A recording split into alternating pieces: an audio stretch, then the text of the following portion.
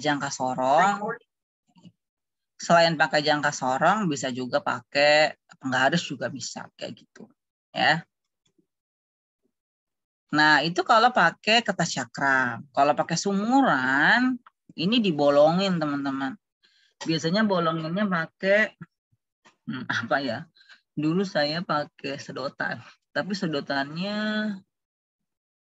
saya sterilin, teman-teman. Saya sterilin nggak ya? Apa nggak jadi pakai sedotan ya?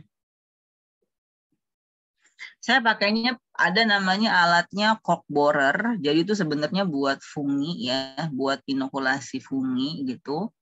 Jadi emang dia bikin bolong gitu loh. Ya. Jadi kita udah tadi kan misalnya kita udah nuang medianya tuh. Nanti kalau udah padat kita bikin bolongan di sini. Makanya dia ngomongnya sumuran. Ya. Di sini. Jadi ini tuh kalau tadi kan pakai kertas cakram tuh. Nah, kalau ini pakai sumuran, nanti antibiotik kita atau antimikrob yang mau kita uji kita tetesin ke sini. Ke sumuran ini. Gitu. Ya. Atau kalau nanti sama juga gitu lah zona hambat ya gitu. Cuman kan emang apa ya namanya? Kalau sumuran kan kita memperlakukan si itunya kan, si agernya gitu kan. Atau ada juga yang lebih canggih itu biasanya ada alatnya sendiri gitu loh, well diffusion gitu itu ada biasanya.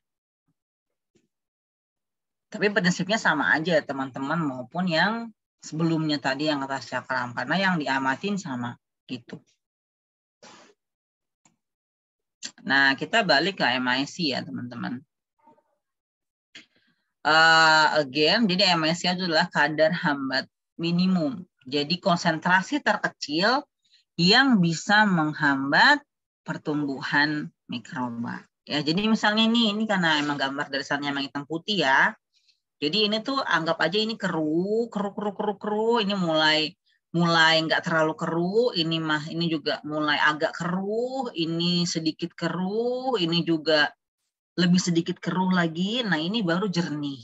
Ya, artinya MIC-nya bukan di sini ya, teman-teman, tapi di sini. Yang emang jernih gitu loh.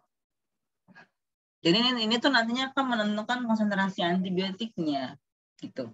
Ya kan emang idealnya semakin kecil konsentrasi ya semakin bagus dong ya gitu. Jangan sampai kita pakai konsentrasi besar ya buat apa kayak gitu. Ya. Nah, jadi gini sama aja ya teman-teman tadi yang udah saya jelasin. Jadi metode dilusi itu ada dua teknik pengerjaan, bisa dilusi cair sama dilusi agar. Tapi jarang banget yang dilusi agar. Karena kalau dilusi agar nanti pakainya sebenarnya cakram juga gitu. Ya. Nah, jadi tujuan dari penggunaan metode dilusi ini adalah untuk menentukan aktivitas antimikrob secara kuantitatif. Ya, jadi kita melihat angka absorbansi lah, ibarat angka optical density kayak gitu. Nah, cara kerjanya adalah melarutkan antimikrob ke dalam media agar atau media kaldu cair, kemudian kita tanam bakteri yang diuji. Jadi ya, tadi ya saya ulang lagi ya teman-teman.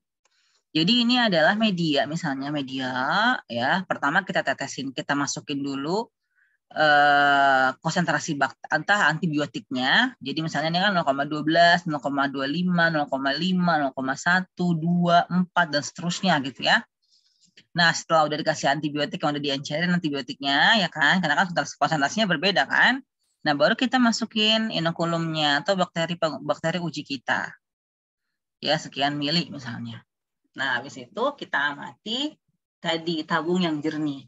Misalnya tabung jadi di 4. Oh, berarti MIC-nya adalah di 4 mikrogram per mili. Gitu. Ya. Oke. Sama aja terusannya. Jadi antimikrob yang digunakan disediakan pada berbagai macam pengenceran yang jumlahnya biasanya dalam satuan mikrogram per mili. Ya, ini bervariasi konsentrasinya. Nah, konsentrasi terendah yang menunjukkan adanya penghambatan pertumbuhan dengan jelas. Jadi baik secara visual maupun dengan alat turbidimetri. Jadi emang harus dua konfirmasinya teman-teman. Jadi nggak bisa mata telanjang doang. Jadi harus pakai spektro.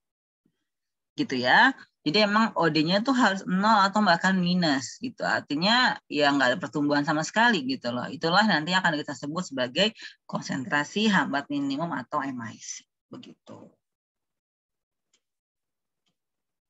Nah, sampai sini mau ada pertanyaan dulu teman-teman terkait pengujian antimikrob sebelum kita ke resistensi. Silakan.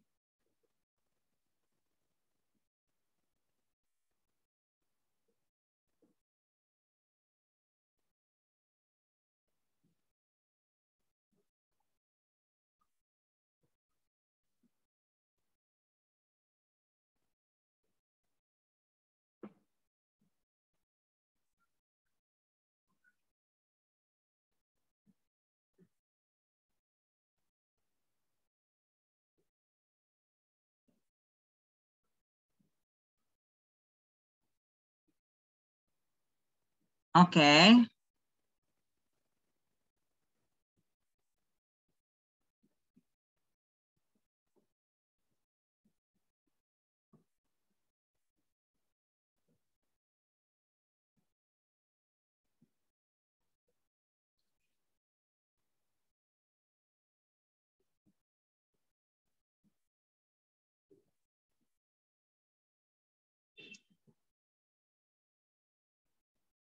Oke.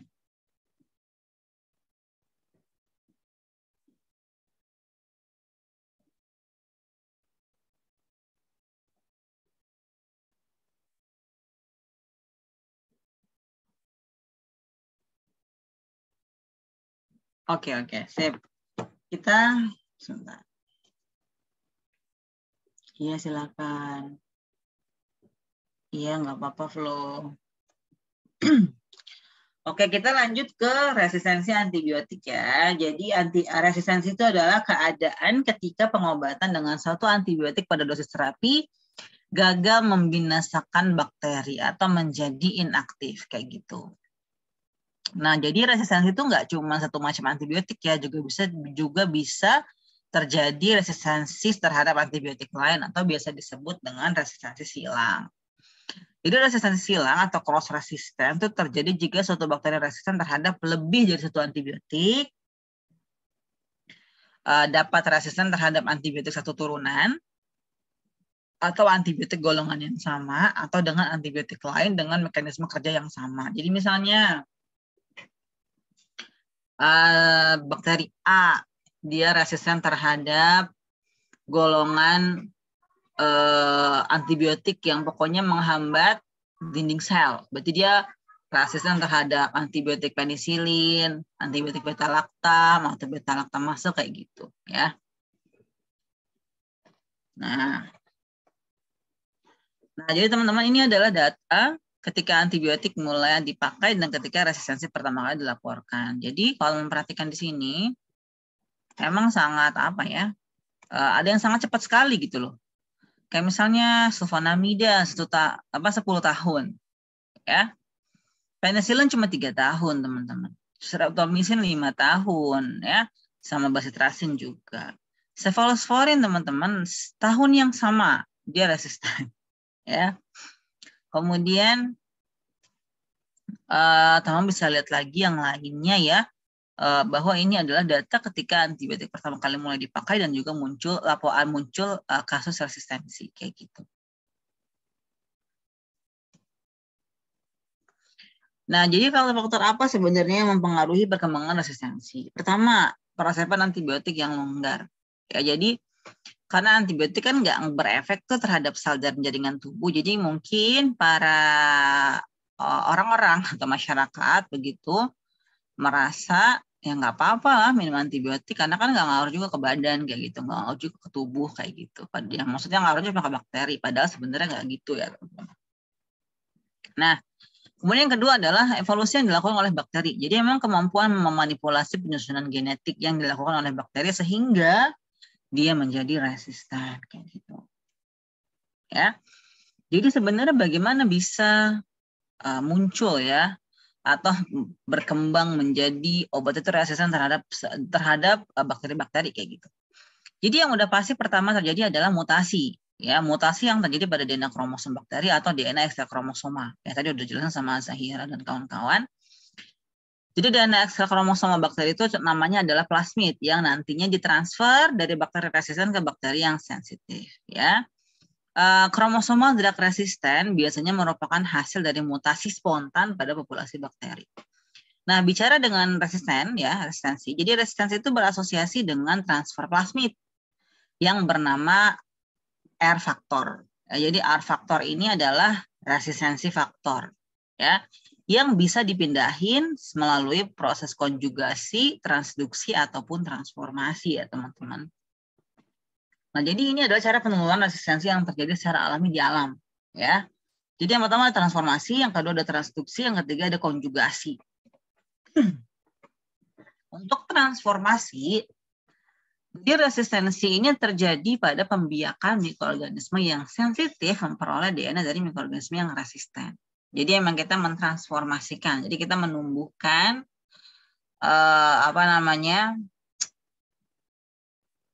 bakteri, ya, yang nantinya dia akan resisten terhadap antibiotik jenis tertentu kayak gitu.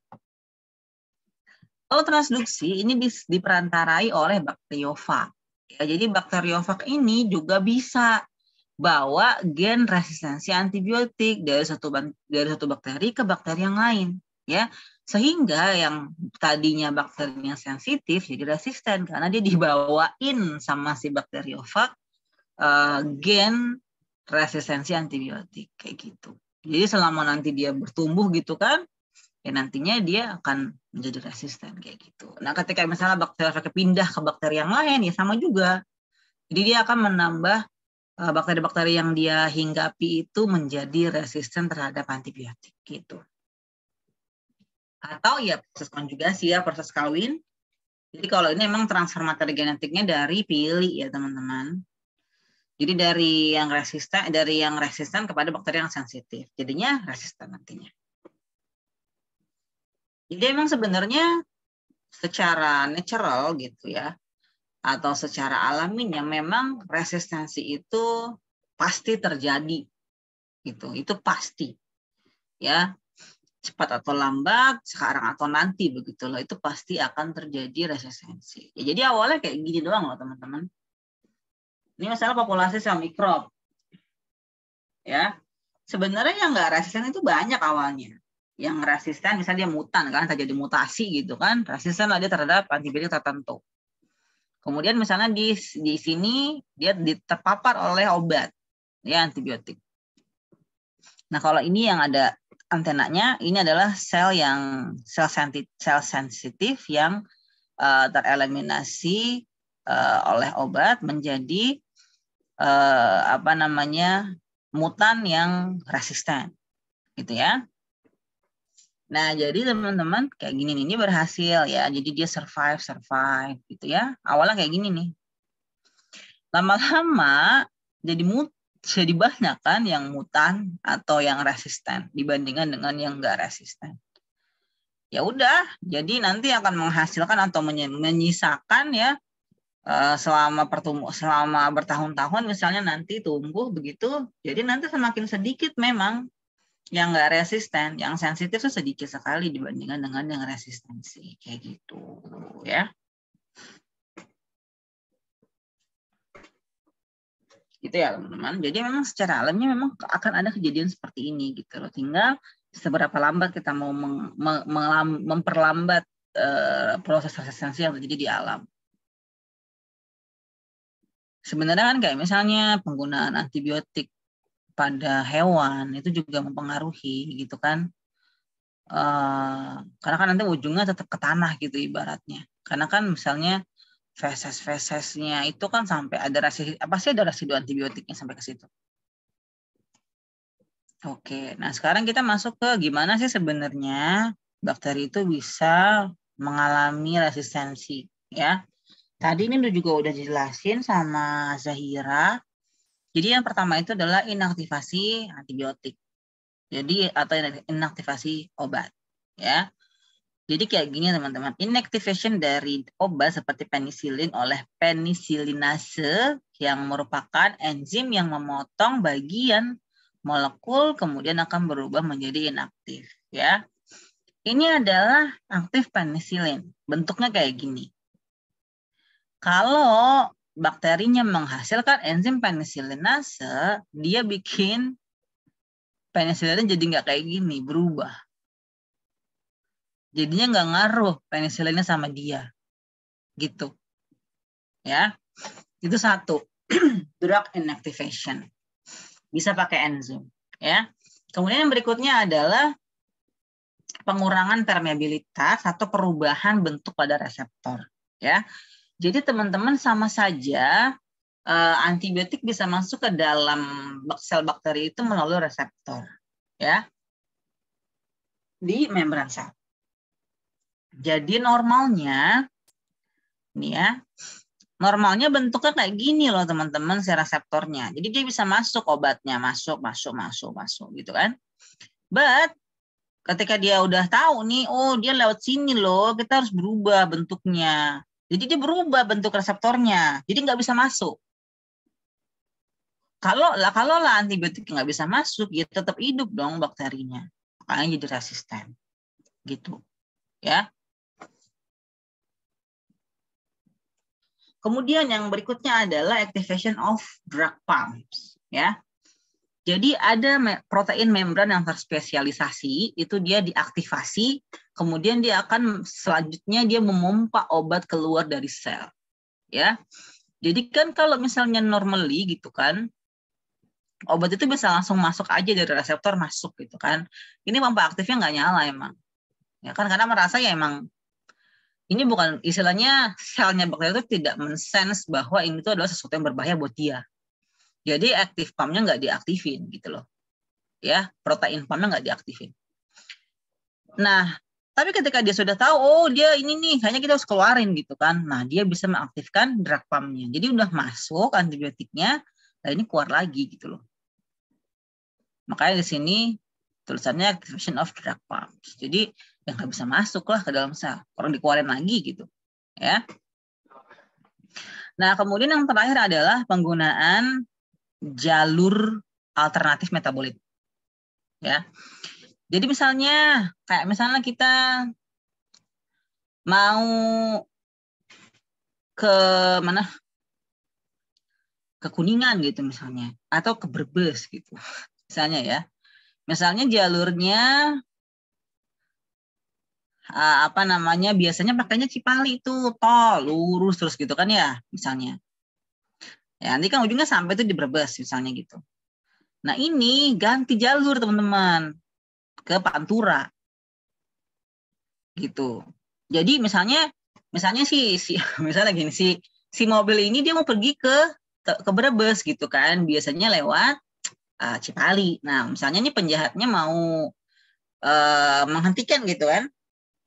Menghentikan mobil itu gitu kan. Dia mobilnya jadi tahu, oh ini nanti mau ada menghentikan nih, jadi dia pindah jalur. Sama kayak si antibiotik gitu loh. Jadi harusnya pembentukan misalnya produk A begitu ya, dari A ke B, B ke C, C ke D, terus ada jatuh jadi produk.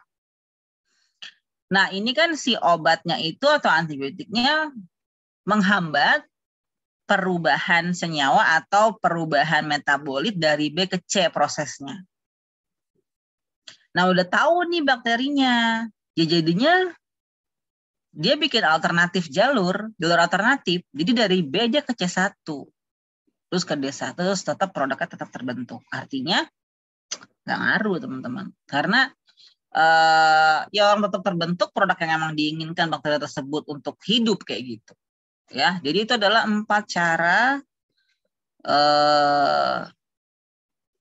bakteri bisa mengalami dalam melakukan resistensinya kayak gitu, ya. Tadi ya. Jadi ada sintesis enzim yang menginaktivasi obat, mengurangi permeabilitas sel, dan pengambilan obat, perubahan sejumlah atau afinitas dari satu reseptor obat, modifikasi jalur metabolit esensial, gitu ya. Oke, nah ini memang saya ambil dari buku resistensi antibiotik ya, dia ngomongnya emang kayak gini. Jadi mekanisme resistensi bakteri secara molekuler. Emang sih sebenarnya bisa. Tadi kan emang dijelasin tuh plasmid, transposon, ya itu emang nanti akan banyak kalau saya nggak tahu ya materi biologi molekulernya seperti apa oleh Pak Marta. Emang itu mostly diajarkan di biologi molekuler, transposon, plasmid. Jadi kan kalau plasmid itu dia memang DNA ekstraseluler ya. Ekstra kromosom, sorry. DNA ekstra kromosom. Jadi emang itu sirkuler bentuknya. Jadi nanti kalau kita lihat misalnya kalau yang terilustrasinya, si bakteri itu punya 2 lingkaran. Pertama lingkaran kromosomnya dia, sama lingkaran plasmid. Nah kalau transposon itu dia bisa pindah loh. Jadi itu kayak gen sedikit doang, itu bisa jumping loh. Jadi dia bisa pindah-pindah. Makanya tadi dijelaskan insersi. Jadi dia nyisip. Gitu, karena ada transposon. Gitu. Ya. Jadi mekanisme resistensi bakteri secara molekuler yang pertama, ini kalau nggak salah saya ada 6. Ya memang sebenarnya juga berkaitan sama genetika, karena kan enzim itu kan nggak diproduksi secara langsung ya, kalau nggak ada gennya, gitu ya. Jadi ini sebenarnya mirip sama yang tadi yang pertama. Jadi kalau tadi kan penisilinase ya, kalau ini beta laktamase. Jadi pada tahun 1940 dilaporkan terdapat enzim yang diproduksi besar-besaran oleh Escherichia coli yang dapat menghancurkan penisilin, yaitu adalah enzim beta laktamase yang memecah cincin beta laktam dari antibiotik. Jadi ini kan ini nih, ini beta laktamasenya, jadi dia motong. Jadinya si penisilinnya nggak bisa aktif. Jadi dipotong sama si beta laktamase yang dihasilkan oleh E. coli.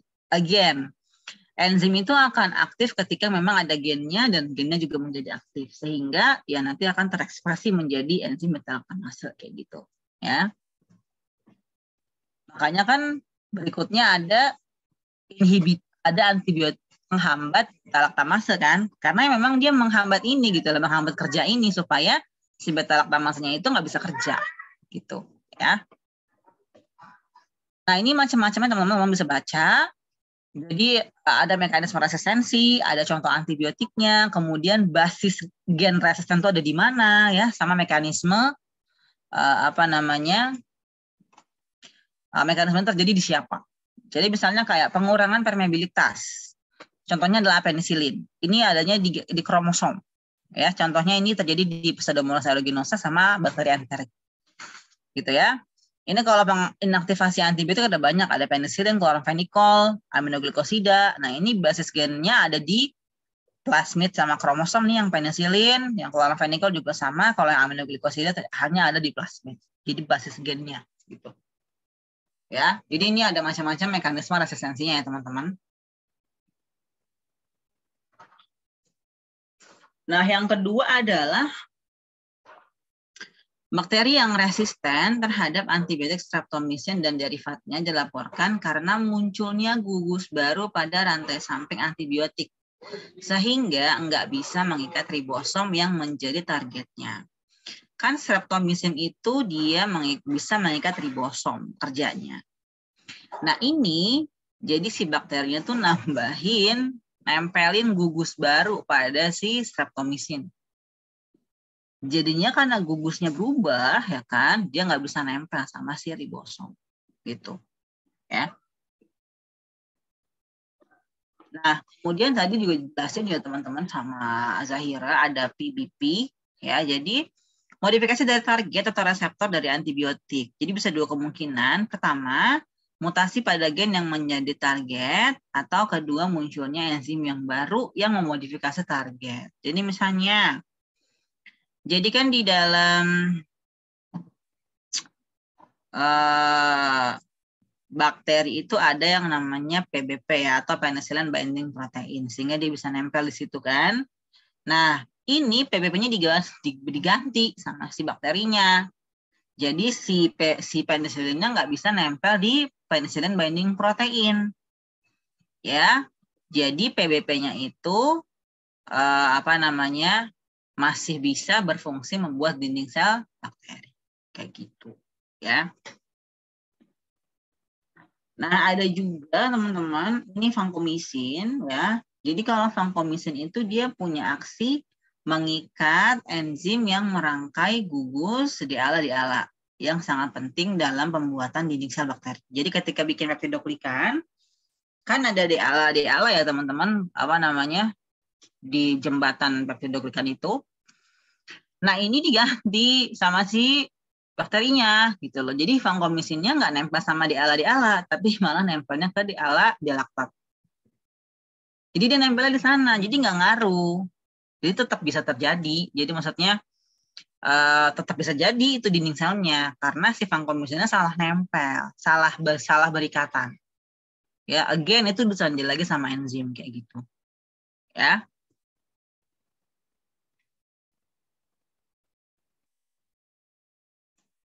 Nah, ini tadi juga udah ya, ini pompa efflux, contohnya, tapi ini gonore ya. Jadi ini berhubungan dengan protein pemompa yang berfungsi mengeluarkan antibiotik lebih cepat daripada waktu masuknya. Pada kuman yang resisten terhadap tetrasiklin, protein pemompa dibuat hanya bila ada tetrasiklin ya. Jadi contohnya ada Neisseria gonorrhoeae, itu dia punya sistem pompa efflux ya.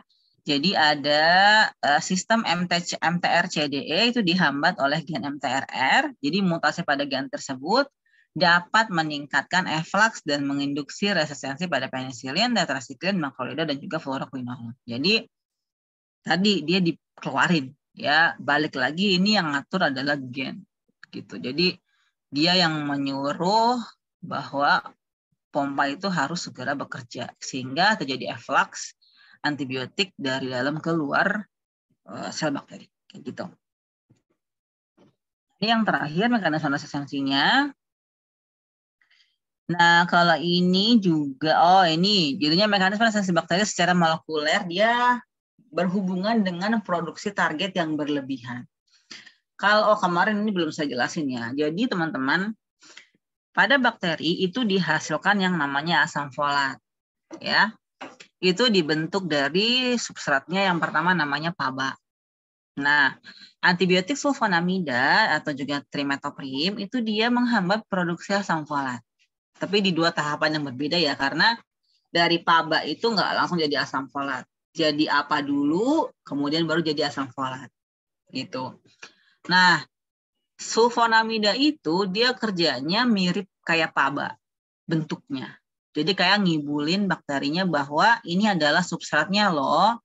Karena yang dikatalis itu adalah substrat bohongan atau si obatnya, jadi asam folat nggak bisa terbentuk. Nah, caranya bakteri menghalau itu bagaimana? Dia bikin PABA-nya secara sebanyak-banyaknya. Jadi tetap ada asam folat yang dibentuk. Walaupun misalnya ada sulfonamida. Kan sulfonamida itu mirip PABA ya teman-teman. Jadi sulfonamida mirip PABA. Kalau mirip PABA jadinya enzimnya kekecoh. Jadi enzimnya nempel sama sulfonamid bukan sama PABA. Nah tapi karena dia pintar bakterinya bahwa ini nih ternyata nih yang ngibulin. Jadi dia produksilah PABA sebanyak-banyaknya. Biar yang PABA banyak itu nggak kepegang atau tetap nggak bisa dikibulin semua sama sulfonamid kayak gitu ya. Atau juga trimethoprim. Jadi kan biasanya tuh barengan tuh sulfonamid sama trimethoprim kan kalau dikasih terapi kepada seorang pasien misalnya. Nah ini dia resisten juga terhadap trimethoprim. Jadi kan trimethoprim itu dia menghambat fase setelahnya ya teman-teman. Jadi dia kalau yang PABA, kalau sulfonamid kan tadi dia miripin ya sama PABA. Nah kalau ini nanti dia menghasilkan enzim sebanyak-banyaknya. Enzim dihidrofolat reduktase supaya tadi produk yang terbentuk setelah PABA itu tetap dibentuk menjadi asam folat. Jadi dia bikin enzim sebanyak-banyaknya. Gitu. Jadi ini dia memproduksi tadi target yang jadi kan kalau trimethoprim itu nyerangnya enzim dihidrofolat reduktase. Jadi si caranya bakteri itu justru produksi enzim tersebut sebanyak-banyaknya supaya tetap bisa asam folat terbentuk kayak gitu, teman-teman. Nah, ini masih ada satu lagi. Nah, kalau ini dia kan kalau tadi ada pompa efflux ya. Kalau ini dia ada porin. Jadi berhubungan sama permeabilitas. Jadi bakteri itu punya porin, protein porin yang berfungsi untuk memasukkan nutrisi ke dalam atau keluar gitu ya yang nggak dipakai. Nah pada umumnya antibiotik itu pakai porin teman-teman untuk masuk ke dalam sel bakteri. Tapi ternyata pada beberapa bakteri yang resisten terhadap antibiotik itu memproduksi porin yang sempit. Jadi antibiotik nggak bisa masuk. ya. Contohnya adalah E. coli yang patogen ini EHEC kalau saya nggak salah ingat. E. coli O157.H7. Dia sangat virulen, resisten terhadap streptomycin, sulfonamida, dan juga tetrasikline. Gitu. Nah, teman-teman, sampai sini mau ada pertanyaan dulu sebelum kita masuk ke subbab terakhir.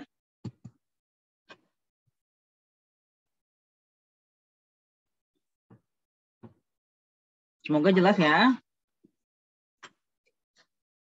Saya udah sederhanakan itu penjelasannya gitu. Oke, kalau kita bahas seperti apa sih sebenarnya pengendalian resistensi antibiotik strateginya gitu kan. Jadi di sini di buku ini dibagi jadi 3 hal. Ya. Ada penggunaan obatnya, ada penelitian obat, sama strategi long term ya. Jadi kalau kita ngomongin drug usage gitu ya, jadi para dokter atau physician itu punya responsibility untuk membuat diagnosa yang akurat, kemudian meresepkan terapi obat yang benar gitu loh. Jadi dia harus mendiagnosa dengan tepat, kemudian peresepan terapi obatnya juga benar gitu. Kemudian pasiennya pun juga harus nurut gitu loh. Kemudian hati-hati mengikuti arahan dari si dokternya. Ya, jadi sangat penting sekali untuk pasien untuk meminum ya dosis yang sesuai dengan jalur yang sesuai, yang terbaik dan juga pada periode yang sesuai, gitu ya. Nah, kalau misalnya ini terjadi, jadinya apa ya? Jadi lebih lambat gitu loh. Proses resistensi bisa terjadi. Kalau orang udah dikasih resep antibiotik, terus merasa udah sehat, pasti kan biasanya udah sehat kok, nggak usah diminum lagi. Padahal dosisnya belum penuh itu. Nah itu yang bisa memicu resistensi. Ya kan emang nggak bisa. Walaupun dokter maupun misalnya apotekernya atau TTK-nya jelasin sampai berbusa, Bu nanti ini dihabiskan ya misalnya. Tapi si ibunya misalnya udah merasa sembuh cuma 2 hari doang, padahal mungkin itu resepnya seminggu misalnya atau 3 hari, atau malah sehari doang udah merasa sehat, jadinya dia nggak minum lagi kan. Nah itu yang kita nggak bisa kontrol sebenarnya gitu. Jadi emang saya juga nggak ngerti sih, apakah perlu diadakan edukasi di TV-TV gitu, di iklan, atau emang cukup di rumah sakit aja atau di ruang konsultasi obat ibaratnya kayak gitu. Jadi di hasil penerimaan obat itu apakah emang cuma di situ aja gitu kan informasinya, karena emang nggak semua tahu gitu kan. Kemudian juga banyak orang-orang yang misalnya flu doang minum antibiotik gitu kan, atau batuk doang bukan karena bakteri gitu ya, bukan sore throat gitu ya, minum antibiotik. Itu sebenarnya salah ya teman-teman, diagnosanya nggak sesuai dengan prescribingnya kayak gitu ya. Atau juga bisa mengkombinasikan terapi. Jadi misalnya mungkin ada juga yang emang pakai 2 jenis gitu ya, 2 macam obat gitu kan, sehingga meningkatkan efektivitas pengobatan gitu loh. Sehingga jadi misalnya dia resisten terhadap penisilin, berarti kan ganti tuh obatnya. Ternyata juga mungkin dia juga menghasilkan beta laktamase tuh si bakterinya, berarti di double sama antibiotik yang bisa melawan enzim beta laktamase. Jadi 2 gitu loh. Jadi kita menghambat atau mencegah si bakterinya berhasil melakukan resistensi kayak gitu ya. Nah kemudian juga kalau kita ngomongin riset ya teman-teman, jadi memang riset antibiotik itu nggak pernah mati ya. Kenapa? Karena ya kita berkejaran sama antibiotik yang udah resisten. Jadi istilahnya nggak ada istilah basi banget sih lo penelitiannya antibiotik lagi, tapi enggak ya teman-teman. Jadi penelitian antibiotik itu pasti akan terus dilakukan sampai mungkin nanti udah nggak ada lagi kasus resistensi gitu. Jadi ya itu tadi harus mendevelop yang yang jangka pendek ya. Kemudian dosisnya lebih besar misalnya, tapi lebih efektif gitu ya, atau lebih murah ya, kemudian punya side effect yang lebih sedikit kayak gitu ya. Kemudian juga perusahaan-perusahaan farmaseutik itu juga harus terus melakukan pencarian antimikrob yang baru begitu ya, dengan struktur yang emang nggak bisa diinaktivasi oleh enzim mikrob tadi gitu ya. Jadi bisa mengatasi kasus-kasus resistensi kayak gitu. Jadi kalau strategi long term-nya, jadi antimikrob ya, spesialnya untuk bakteri gitu ya. Jadi jangan sampai overproduce ya, overprescribe ya, kemudian digunakan secara tidak benar begitu ya. Nah, jadi kita bisa misalnya mengajukan tadi ya proposal untuk mengurangi abuse range ya. Jadi tadi kita harus mengedukasi ibaratnya, program edukasi dari nakes ya, pegawai kesehatan gitu kan. Seperti apa sebenarnya orang harus minum antibiotik kayak gitu. Atau misalnya juga penambahan harus dibatasi penggunaan antimikrob di pakan ternak, teman-teman. Ya kan? Karena sebenarnya banyak loh ayam aja dikasih antibiotik gitu kan, sapi gitu kan. Jadi itu sebenarnya itu memicu resistensi loh teman-teman. Karena kan residunya sampai ke kita sebenarnya. Kalau kita makan ayam atau makan sapi gitu kan, yang ternyata sapinya sakit dulu minum antibiotik itu sampai loh ke kita residunya. Gitu. Kemudian meningkatkan program pemerintah dengan membuat terapi yang efektif ya pada populasi yang menengah ke bawah kayak gitu ya kan. Jadi jangan ngemahal-mahal antibiotik ibaratnya kayak gitu. Padahal mungkin yang justru banyak terkena infeksi bakteri yang kalangan bawah atau menengah ke bawah kayak gitu ya. Atau terakhirnya adalah kalau untuk proteksi ya alternatifnya bisa pakai vaksin. Tapi kan nggak semua infeksi bakteri ada vaksinnya ya teman-teman. Jadi ya itu tadi emang semua pihak itu memang harus bekerja sama gitu kan. Apalagi mungkin kalau kita ngomongin industri ya jangan ngomonginnya cuannya aja kayak gitu. Karena kan nanti jadi apa ya? Jadi bahaya juga gitu loh kalau kayak film-film yang sci-fi gitu kan, misalnya karena resistensi antibiotik muncullah virus baru atau bakteri baru ya kayak gitu, maksudnya lebaynya kayak gitu lah teman-teman. Kalau misalnya terjadi overproduce atau overprescribe gitu kan, kemudian penggunaan antibiotik tidak digunakan secara benar gitu. Oke teman-teman, sampai sini ada pertanyaan? Silakan.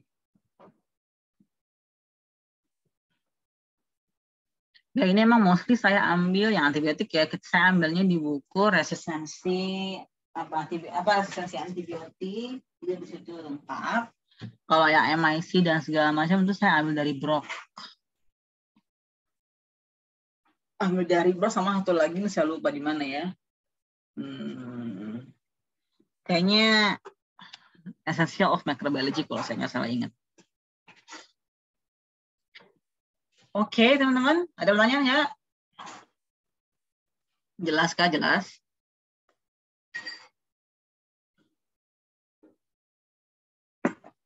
Soalnya kan yang ngelihat Tan ngangguk cuma Azahira doang gitu.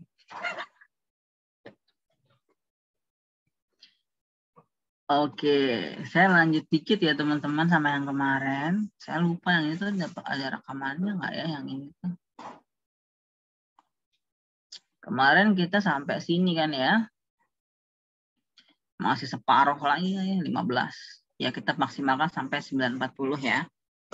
Kita kemarin sampai sini ya teman-teman, mekanisme kerja antibiotik beta-lactam. Jadi dia memutus rantai cross bridge itu ya. Nah, kemudian kita masuk ke penghambatan sintesis protein. Jadi emang ini yang paling banyak sebenarnya dari antibiotik ya. Jadi banyak antibiotik menghambat sintesis protein dengan cara berinteraksi dengan ribosom dan mengganggu terjadinya translasi. Ya, jadi emang ujungnya dia menghambat sintesis protein. Jadi macam-macamnya ada makrolida, aminoglikosida, tetrasiklin, chloramphenicol, kanamisin, sama oksitetrasiklin. Nah, kemudian ada makrolida. Jadi tadi makrolida ya teman-teman. Jadi eritromisin, tipe ya, sama azitromisin itu dia bekerja dengan cara berikatan pada subunit 50S ribosom. Ya. Jadi kalau dia nempel di situ, itu akan mengganggu proses perpindahan tRNA ya di proses translasi atau sintesis protein. Nah, kalau aminoglikosida itu dia menghambat sintesis rantai protein. Jadi proteinnya nggak bisa bikin rantai. Kemudian kalau kloramfenikol sama tetrasiklin, kalau kloram itu dia menghambat perpanjangan protein. Jadi dia menghalangi proses pembentukan ikatan peptida. Kan protein itu, asam amino itu diikat oleh ikatan peptida untuk menjadi protein kan? Nah ini ikatan peptidanya jadi dibentuk. Jadi asam amino yang dihasilkan di proses translasi nggak bisa menjadi satu. Ya, kemudian kalau tetrasiklin dia mengganggunya di subunit 30. Ya. Nah, ini juga berkaitan sebenarnya. Nah, kalau tadi kan di proses translasi ya atau protein. Kalau ini dia menghambat sintesis asam nukleat. Jadi sejumlah antibiotik secara spesifik menghambat proses transkripsi ya dengan menghambat pembentukan RNA. Kalau tadi protein dihambat, kalau ini RNA nggak jadi dibentuk. Ya. Contohnya rifampin itu dia menghambat sintesis RNA dengan berikatan pada beta subunit RNA polimerase. Jadi dia nggak bisa kerja RNA polimerasenya. Kalau quinolone itu dia bekerja menghambat DNA girase. Jadi DNA girase kalau masih ingat di proses replikasi itu dia itu kerjanya untuk membuat DNA-nya tuh nggak supercoiling loh. Jadi dia nggak belibet gitu. Nah ini DNA girasenya diganggu, dijagain. Jadi untai DNA-nya dia kelibet kayak benang kusut gitu. Ya, contohnya adalah quinolone, fluoroquinolone, ciprofloxacin sama moxifloxacin. Nah, jadi ini ilustrasi jelasnya ya, teman-teman. Mana? Jadi ini adalah aminoglikosida, dia nempelnya di sini. Ya. Jadi dia gangguin, teman-teman. Jadi dia memblokade menghalangi sebelah sini. Mana dia? Ini ya. Dia menghalangi di sini, jadi mRNA itu salah dibaca, teman-teman. Jadi proteinnya salah. Ya. Kemudian kalau tetrasiklin, dia menghambatnya di sini nih. Ya, di 30S. Jadi tRNA nggak bisa masuk. Ya kan, makanya protein nggak bisa dibentuk gitu. Ya. Kalau kloramfenikol, ini dia menghambat pembentukan ikatan peptida. Jadi ini asam amino ya teman-teman. AA itu asam amino asid ya. Jadi di sini nih. Jadi si asam amino nggak bisa bergandengan tangan, nggak bisa berikatan. Jadi nggak jadi protein, ya. Kalau ada tromisin, ini dia menghambatnya di sini teman-teman. Jadi dia nggak bolehin ribosomnya bertranslokasi, ya. Jadi nggak bisa. Nggak terbentuk mRNA gitu ya. Jadi ini adalah macam-macam atau ilustrasi lebih jelasnya untuk penghambatan asam nukleat. Oke, ini yang tadi saya udah jelasin sebenarnya sedikit di resistensi tadi. Jadi penghambatan metabolit esensial. Jadi ada sulfonamida sama trimetoprim ya. Kalau sulfonamida itu dia analog tadi ya, analog seperti PABA. Kemudian jadi inhibitor kompetitif ya teman-teman kalau kita ngomongin enzim. Kalau trimetoprim itu adalah dia menghambat kerja enzim di hidrofolat reduktase tadi yang di HDR ya. Jadi gini teman-teman. Jadi harusnya PABA nih yang jadi substratnya nanti jadi molekul asam folat awal ya. Jadi PABA oleh enzim menghasilkan ini. Karena dikasih sulfonamid, jadi sulfanya tuh mirip. Jadi dia enzimnya menempel sama si sulfonamid ya. Jadi asam folat nggak bisa dibentuk. Salah substratnya. Jadi ini ya teman-teman posisi sulfonamida sama trimetoprim bekerja. Ya jadi asam folat itu untuk bakteri digunakan untuk koenzim pembentukan purin, pyrimidin dan juga asam amino. Jadi kalau sulfonamid dia menghambat enzim yang dia menghambat pembentukan dari PABA menjadi asam dihidrofolat. Kalau trimetoprim itu dia menghambat pembentukan asam dihidrofolat menjadi asam tetrahidrofolat. Gitu teman-teman. Jadi dia beda jalur. Beda tahapan yang diganggu. Nah, kemudian ini mengganggu keutuhan membran sel mikrob. Jadi kerusakan membran sel menyebabkan keluarnya berbagai komponen penting dari dalam sel mikroba.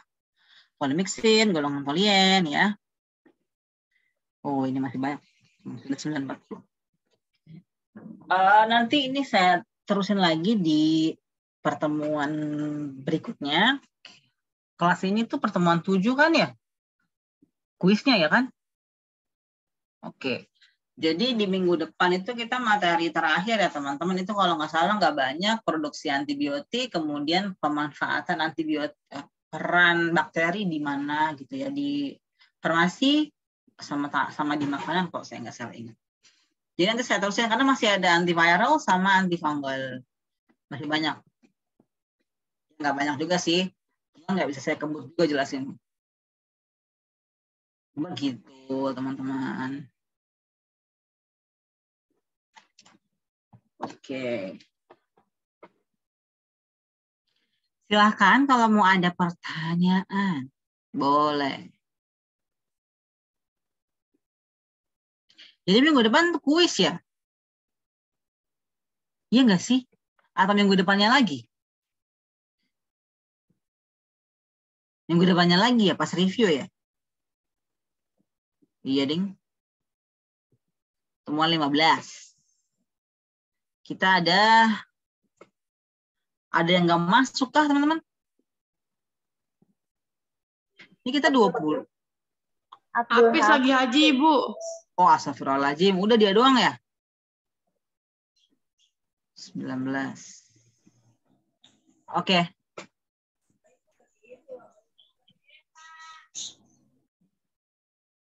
Lupa saya. Oke, teman-teman. Sekali lagi, ada pertanyaan nggak? Bu, maaf mau tanya. Berarti nanti kuisnya kayak yang waktu kemarin itu ya, Bu? Iya, betul.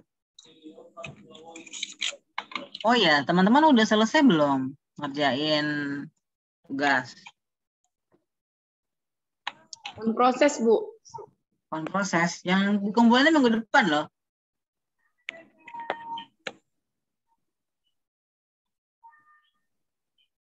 Ya, jadi hari ini saya buat kolom penugasannya, teman-teman. Supaya teman-teman bisa ngumpulin di Sabtu depan. Ya, Sabtu depan jam 12 lah dimaksimalin. Oke, kalau nggak ada pertanyaan, berarti satu materi kita masih ada sisa satu materi lagi ya, sama tadi masih ada sisa sedikit yang tadi itu. Kemudian nanti di pertemuan terakhir kita kuis sama review materi ya. Kalau memang nggak ada pertanyaan teman-teman, pertemuan hari ini saya cukupkan. Ketemu lagi insya Allah di pekan depan ya. Semoga teman-teman tetap semangat, jaga kesehatan. Sampai jumpa lagi. Sekian, terima kasih. Assalamualaikum warahmatullahi wabarakatuh. Waalaikumsalam. Ibu. Sama-sama. Silakan teman-teman, boleh live.